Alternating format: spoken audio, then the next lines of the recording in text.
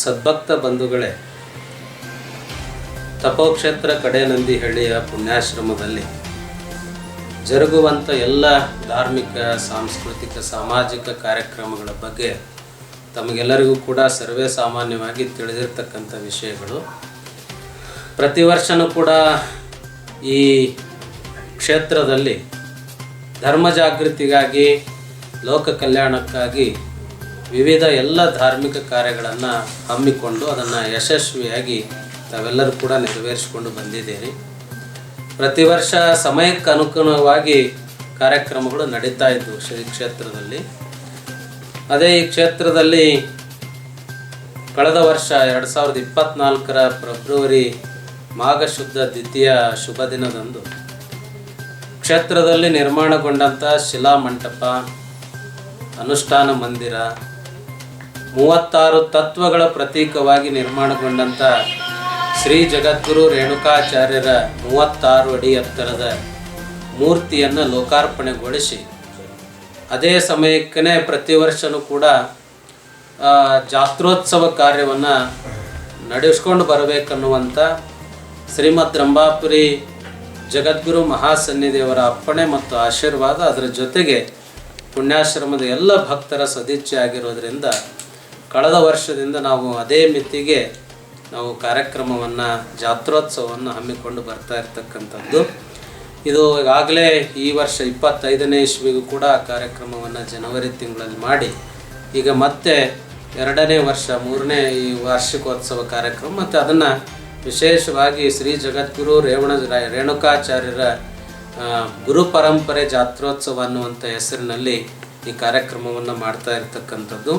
ಇದರ ಜೊತೆಗೆ ವಿಶೇಷವಾಗಿ ವಿವಿಧ ಕ್ಷೇತ್ರಗಳಲ್ಲಿ ಸಾಧನೆಗೈದಂಥವರಿಗೆ, ಮಠದ ಅಭಿವೃದ್ಧಿ ಪರವಾಗಿರ್ತಕ್ಕಂಥ ಹಿತಚಿಂತನೆಯನ್ನು ಮಾಡಿರ್ತಕ್ಕಂಥವರಿಗೆ, ಮಠದ ಅಭಿವೃದ್ಧಿ ಪರವಾಗಿ ಸಾಕಷ್ಟು ಸೇವೆಯನ್ನು ಸಲ್ಲಿಸಿದಂಥ ಸದ್ಭಕ್ತರಿಗೆ ಶ್ರೀ ರಂಭಾಪುರಿ ಜಗದ್ಗುರು ರೇವಣಸಿದ್ದೇಶ್ವರ ರಾಷ್ಟ್ರೀಯ ಪ್ರಶಸ್ತಿ ಪ್ರದಾನವನ್ನು ಕೂಡ ಮಾಡಿಕೊಂಡು ಬರಲಾಗ್ತಿರ್ತಕ್ಕಂಥದ್ದು. ಈಗಾಗಲೇ ಈ ಪ್ರಶಸ್ತಿಯನ್ನು 2 ಮಹನೀಯರಿಗೆ ಕೊಟ್ಟಿರ್ತಕ್ಕಂಥದ್ದು. ಈ ಶಿಲಾಮಂಟಪ ಮೂರ್ತಿಯ ಉದ್ಘಾಟನೆಯ ಸಮಯದಲ್ಲಿ ಈ ಕ್ಷೇತ್ರದ ಅಭಿವೃದ್ಧಿಗೆ ಸಾಕಷ್ಟು ಅನುದಾನವನ್ನು ಕಲ್ಪಿಸಿದಂಥ ಈ ಶಿವಮೊಗ್ಗ ಜಿಲ್ಲೆಯ ಜನಪ್ರಿಯ ಸಂಸದರು, ಶ್ರೀಮಠದ ಹಿತೈಷಿಗಳಾದಂಥ ಶ್ರೀ BY ರಾಘವೇಂದ್ರ ಅವರಿಗೆ ಈ ಒಂದು ಮೊದಲನೇ ಪ್ರಶಸ್ತಿಯನ್ನು ನೀಡಿ ಆಶೀರ್ವದಿಸುವಂಥ ಕೆಲಸ ಶ್ರೀಮಠ ಮಾಡಿಕೊಂಡು ಬಂತು.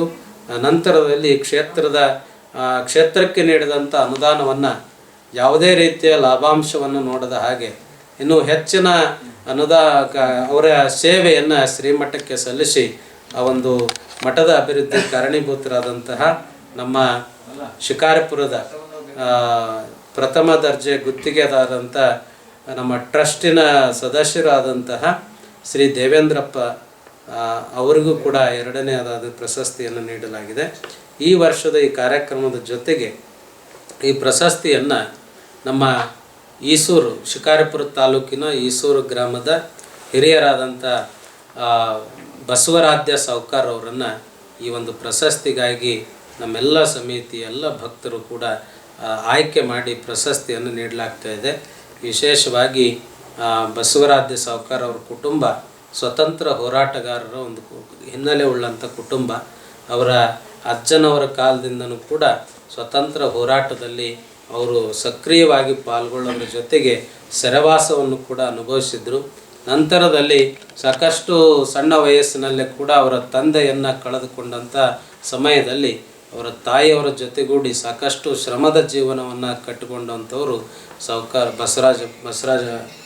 ಬಸವರಾಧ್ಯ ಸಾವ್ಕಾರ್ ಅವರು. ಅದರ ಜೊತೆಗೆ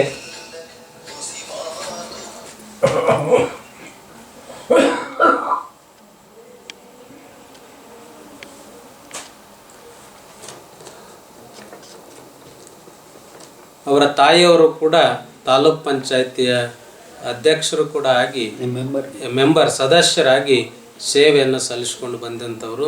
ಭಾಳ ಹಿರಿಯ ಜೀವ ಅವರು.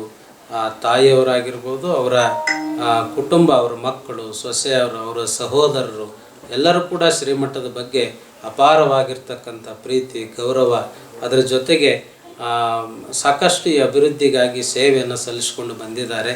ಅಂತ ಬಸವರಾಜ್ ಸಾವ್ಕಾರ್ ಅವರು ಕೂಡ ರಂಭಾಪುರಿ ಪೀಠದ ಪರಮ ಭಕ್ತರು ಅಂತ ಜಗದ್ಗುರುಗಳ ಒಡನಾಟದಲ್ಲಿದ್ದು ಕೂಡ ಶ್ರೀ ಪೀಠದ ಅಭಿವೃದ್ಧಿಯ ಒಂದು ಯಾವುದೇ ಧರ್ಮ ಕಾರ್ಯಗಳಿದ್ದರೂ ಕೂಡ ಅಲ್ಲಿ ಸೇವೆಯನ್ನು ಸಲ್ಲಿಸ್ಕೊಂಡು ಬಂದು ಇವತ್ತು ಆ ರೇವಣಸಿದ್ದೇಶ್ವರರ ಹೆಸರಿನಲ್ಲಿ ಕೊಡುವಂಥ ಪ್ರಶಸ್ತಿಗೆ ಅವರು ಭಾಜನರಾಗಿದ್ದಾರೆ.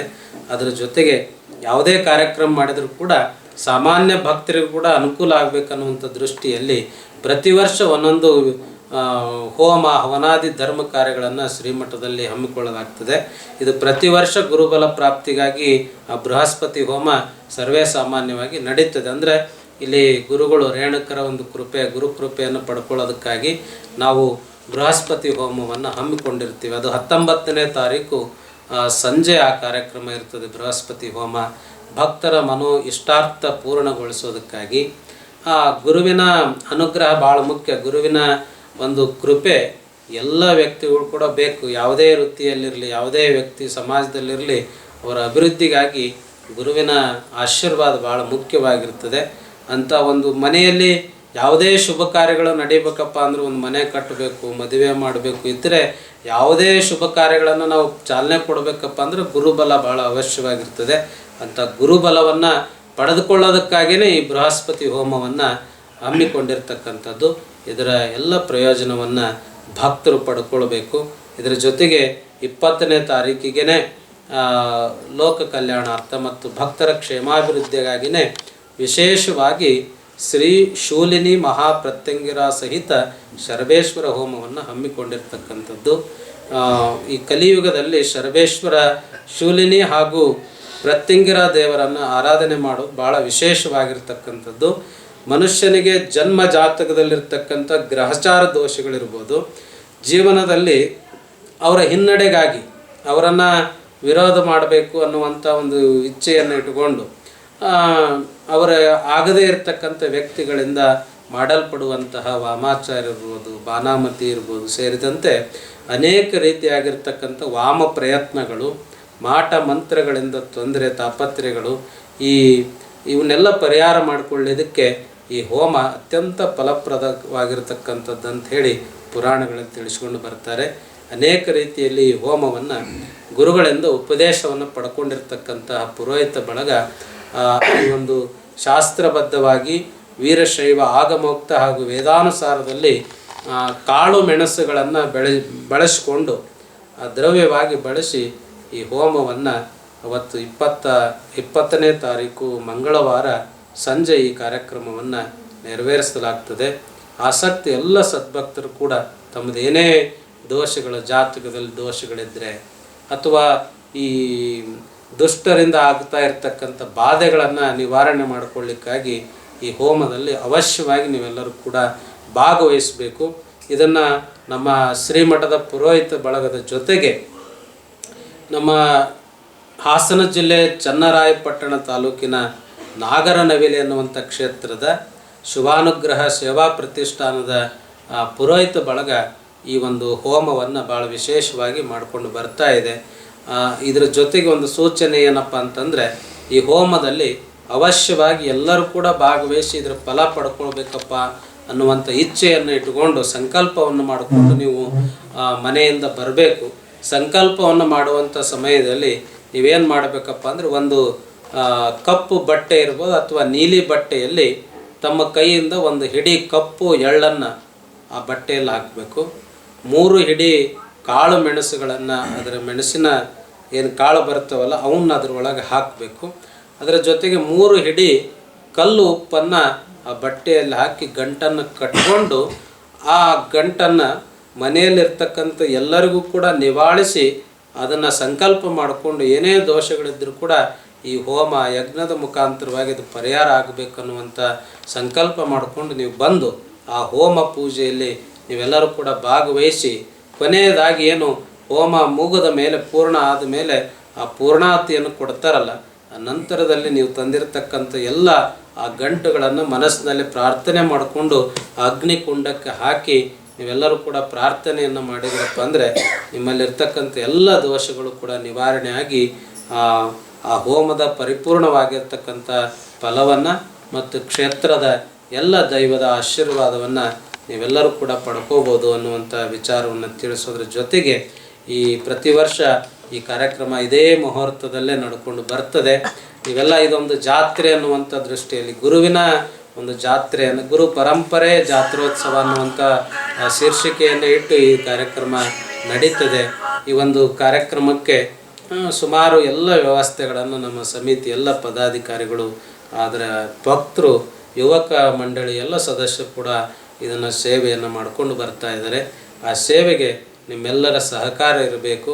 ಇಲ್ಲಿ ಪಾಲ್ಗೊಂಡಂಥ ಎಲ್ಲ ಪೂಜೆ ಇರ್ಬೋದು, ದಾಸೋಹಾಧಿಕಾರಿಗಳಲ್ಲೂ ಕೂಡ ನೀವೆಲ್ಲ ಸಹಕಾರವನ್ನು ಸಲ್ಲಿಸಿ ಅದರ ಜೊತೆಗೂ ಕೂಡ ನೀವು ಫಲವನ್ನು ಪಡ್ಕೊಳ್ಳಿಕ್ಕೆ ಒಂದು ಅವಕಾಶವನ್ನು ಕಲ್ಪಿಸಿಕೊಡವಿರ್ತಕ್ಕಂಥದ್ದು. ನೀವೆಲ್ಲ ಅಷ್ಟೇ ಶ್ರದ್ಧೆ ಭಕ್ತಿ ನಿಷ್ಠೆಯಿಂದ ಈ ಒಂದು ಧರ್ಮ ಕಾರ್ಯದಲ್ಲಿ ನೀವೆಲ್ಲರೂ ಕೂಡ ಭಾಗವಹಿಸಿ ಗುರುಕೃಪೆಗೆ ನೀವೆಲ್ಲರೂ ಕೂಡ ಪಾತ್ರರಾಗಬೇಕಂತ ಹೇಳಿ ಈ ಮೂಲಕ ತಿಳಿಯಪಡಿಸುತ್ತೇವೆ.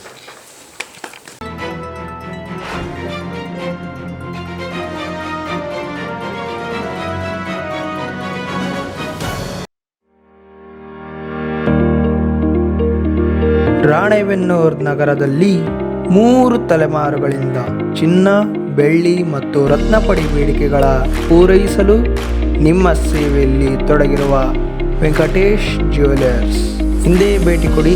ಅಂಗಡಿಯ ವಿಳಾಸ ದುರ್ಗಾ ಸರ್ಕಲ್, ಗುತ್ತಲ್ ರೋಡ್, ರಾಣೆಬೆನ್ನೂರು.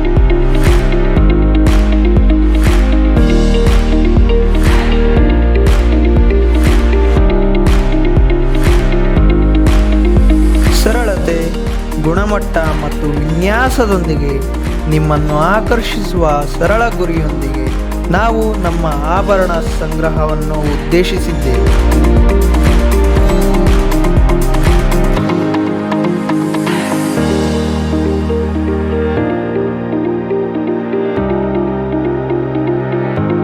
ನೀವು ಧರಿಸುವ ಆಭರಣಗಳು ಸುಂದರ ಮತ್ತು ಅರ್ಥಪೂರ್ಣವಾಗಿರಬೇಕು ಎಂದು ನಾವು ಬಯಸುತ್ತೇವೆ. ಇನ್ನು ಏತಕ್ಕಾಗಿ ಕಾಯುತ್ತೀರಿ? ಹಿಂದೆ ಭೇಟಿ ಕೊಡಿ. Venkatesh jewellers, Durga circle, Guttal road, Ranebennur.